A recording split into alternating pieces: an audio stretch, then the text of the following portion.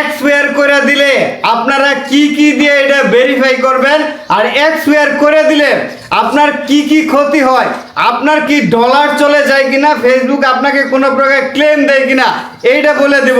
যে হাসিনা আপা চলে আসছেন ওনার পে আউট করার জন্য, পে আউটটা করে দিয়েছি।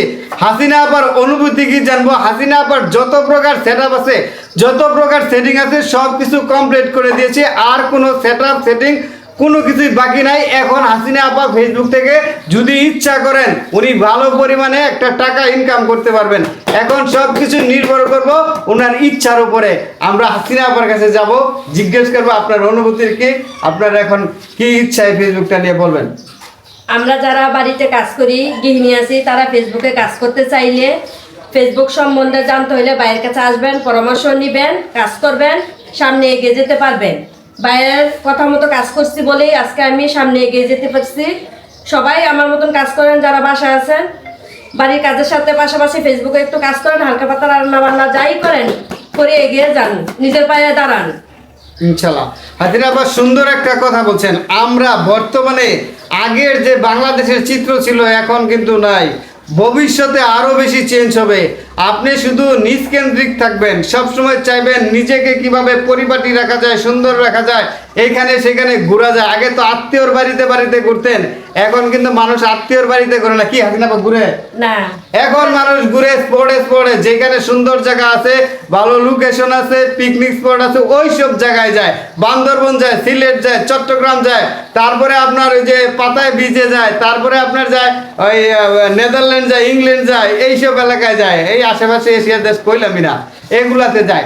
তখন আপনার যদি স্টাবলিশ একটা পেজ না থাকে, আপনার একটা পেজে যদি মনিটাইজেশন না থাকে, আপনার একটা পেজে যদি ফ্যান ফলোয়ার না থাকে, তখন কিন্তু আপনার এখানে ভিডিও ছবি দিতে ভালো লাগতো না, ওইসব জায়গায় যেতেও ভালো লাগতো না।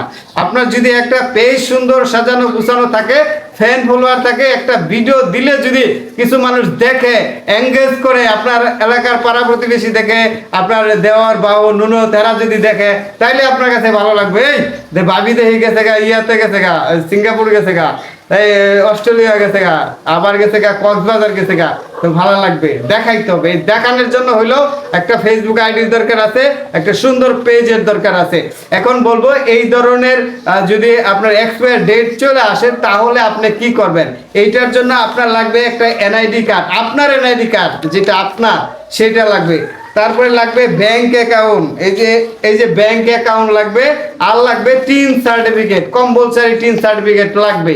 এগুলা ছাড়া ভাওতাবাজি কোনো কাজ হইব না, টিন সার্টিফিকেট লাগবেই। Tin certificate, bank account, NID card, এই তিনটা জিনিস দিয়ে এটা ভেরিফাই করবেন।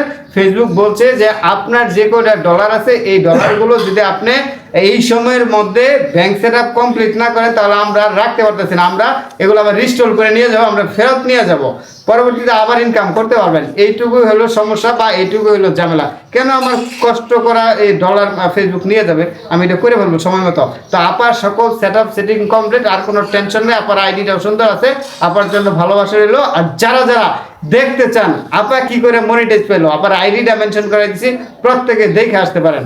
আপার জন্য আবার শুভকামনা। আসসালামু আলাইকুম। আপকে একেবারে ভাইরাল হয়ে যাবে, আরো ভাইরাল হয়ে যাবে। এবার কাছে আসলে সবাই উপকার তো পাইবই। আজকে কিছু মহিলারা যারা আমার মতো মহিলারা কাজ করলে অবশ্যই, এই যে আমার ছোট মেয়ে, একটা মেয়ে উদ্যোগ দিয়েছে, মেয়ের উদ্যোগে ওরা দূর থেকে আসছি, গান থেকে আসছি। দেন এই মাইক্রোফোনটা দেন, একটু অপেক্ষা করা লাগবে ভাই, কিছু করার নাই।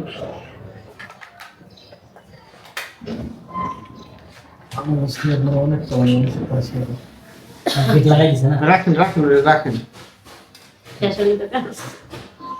আমার একটা কি জানি, আপনার একটা হাসনা বানি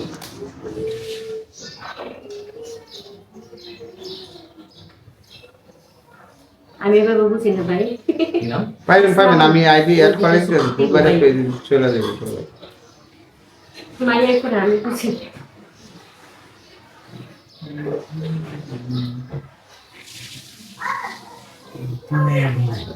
ছোট মাইয়া লাগে এই কাজ আগ বেশি। ছোট মেয়ের জন্য লাগাইছেন।